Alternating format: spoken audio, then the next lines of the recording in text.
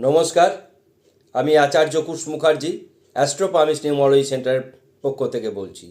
আমাদের আজকের নিবেদন কন্যা রাশি ফেব্রুয়ারি 2026। ফেব্রুয়ারি 2026 কন্যা রাশির জাতক জাতিকাদের জন্য আনন্দমুখর হতে চলেছে, অত্যন্ত সুখকর হতে চলেছে। সমস্ত বিষয়ে তারা ভালো থাকবে।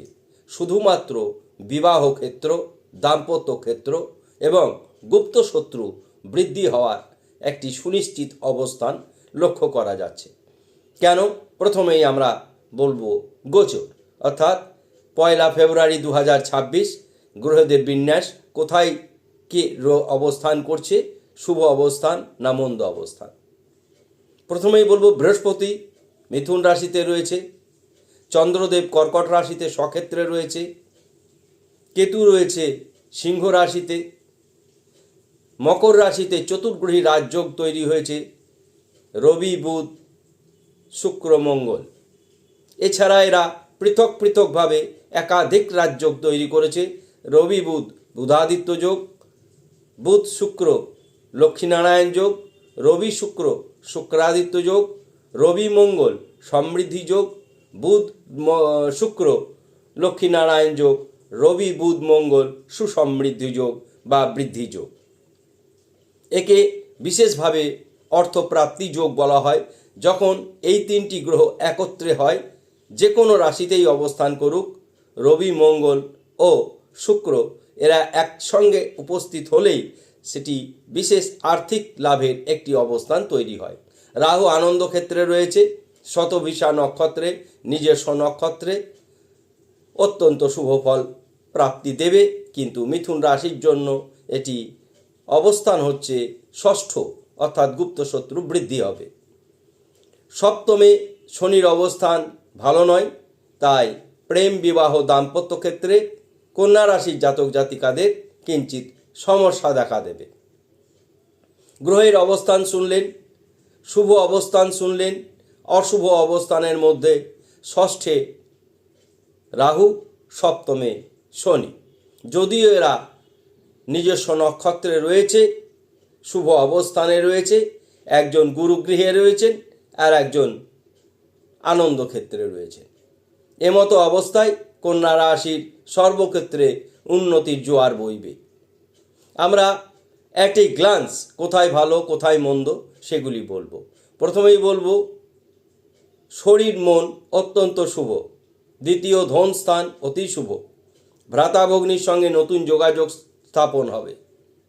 ভ্রাতাভগ্নি দ্বারা সম্পর্কের যেমন উন্নতি হবে, অন্যান্য বিষয়েও উন্নতি হবে। পুরনো বিবাদ মিটে যাওয়ার সম্ভাবনা রয়েছে কন্যা রাশির জাতক জাতিকাদের।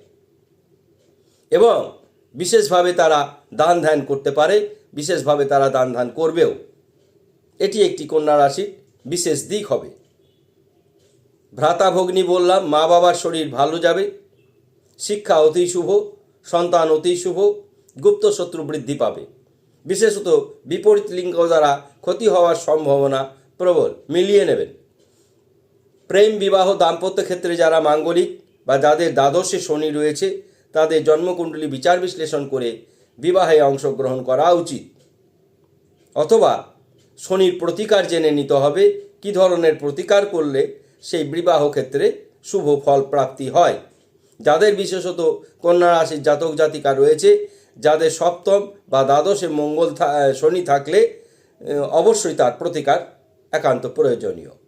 আমরা এটা অভিজ্ঞ বিচার বিশ্লেষণ করে, আমাদের অভিজ্ঞতার বিচার বিশ্লেষণ করে, আমরা অভিজ্ঞতার দিক থেকে এই কথা আপনাদের সতর্কবাণী হিসাবে বলে গেলাম। বড় কোনো দুর্ঘটনা ঘটবে না। রোগ ব্যাধি, চোখের সমস্যা, চর্ম সমস্যা, গুহ্য রোগে আক্রান্ত হতে পারেন। আয় শুভ, কর্ম শুভ, ব্যবসা শুভ।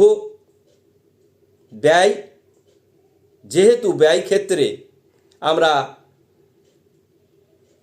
কেতুর মতন গ্রহকে দেখছি, সুতরাং গুহ্য রোগে আক্রান্ত হয়ে বা লোয়ার অ্যাবডোমেনে কোনো সমস্যা হয়ে চিকিৎসা ক্ষেত্রে ব্যয় বৃদ্ধি হতে পারে। বড় কোনো আইনি জটিলতা দেখা যাবে না। এবার আসবো আমরা প্রতিকার। প্রতিকার মূলত যাদের বিবাহ সমস্যা দেখা যাবে তাদের জন্য, বা যারা জন্মকুণ্ডলী বিচার বিশ্লেষণ করতে পারবেন না তারা ওপাল ব্রেসলেট ধারণ করবেন। খুব বেশি দাম নয়, কিনে তার মধ্যে প্রাণ প্রতিষ্ঠা করবেন। হোম করে যাগযজ্ঞ করে প্রাণ প্রতিষ্ঠা হয়, যেমন তেমন করে প্রাণ প্রতিষ্ঠা হয় না। যে কোনো জিনিস যেমন খাঁটি হওয়া প্রয়োজন, তেমনি তার মধ্যে প্রাণের সঞ্চার হওয়া প্রয়োজন। সুতরাং প্রাণ প্রতিষ্ঠা করে সেটি পরিধান করবেন। এবং এটি ছাড়া আর একটি জিনিস আমরা আপনাদের বলবো, গণেশ পুজো করতে। কেননা চিকিৎসা ক্ষেত্রে ব্যয় বৃদ্ধি হওয়ার কারণে ঋণ বৃদ্ধি হতে পারে, তাই গণেশ পুজো করবেন। গণেশকে প্রত্যেক দিন স্নান করে লাড্ডু দিয়ে পুজো করবেন, দুব্য ঘাস দিয়ে পুজো করবেন, পারলে দুব্য ঘাস দিয়ে মালা পরাবেন। আর মুখে বলবেন ওং বক্রতুণ্ডাই হুং, ওং বক্রতুণ্ডাই হুং। লেখা স্ক্রিনে দেখতে পাবেন ওং বক্রতুণ্ডাই হুং। যাদের ঋণ বৃদ্ধি হয়ে গেছে তারা বলবেন ওং গণেশ ঋণং ছিন্দিং বরেণ্যং হুং ফট, ওং গণেশ ঋণং ছিন্দিং বরেণ্যং হুং ফট। এইগুলি করবেন। পারলে শুক্রবার দিন নিরামিষ আহার করবেন, শনিবার দিন নিরামিষ আহার করবেন। এতে আপনাদের যে ফল প্রাপ্তি হবে তা বেশি ভালো করে প্রাপ্তি হবে। কারণ হচ্ছে উভয়েই নিজস্ব নক্ষত্রে রয়েছে শুক্র শনি, এবং তারা যখন নিজস্ব নক্ষত্রে থাকে, ভালো জায়গায় থাকে, তখন অত্যন্ত শুভ ফল দেয়। এরা যেমন মানুষকে দুঃখী করে, তেমনি সর্বসুখ এদের হাতে। সুতরাং এদের দ্বারা অনেক উপকৃত হবে এই কন্যা রাশির জাতক জাতিকারা। সকলেই ভালো থাকবেন। অনুষ্ঠান আমাদের ভালো লাগলে যারা ইউটিউব থেকে দেখবেন তারা সাবস্ক্রাইব করবেন, যারা ফেসবুক থেকে দেখবেন তারা ফলো করবেন। ধন্যবাদ, সকলেই ভালো থাকবেন।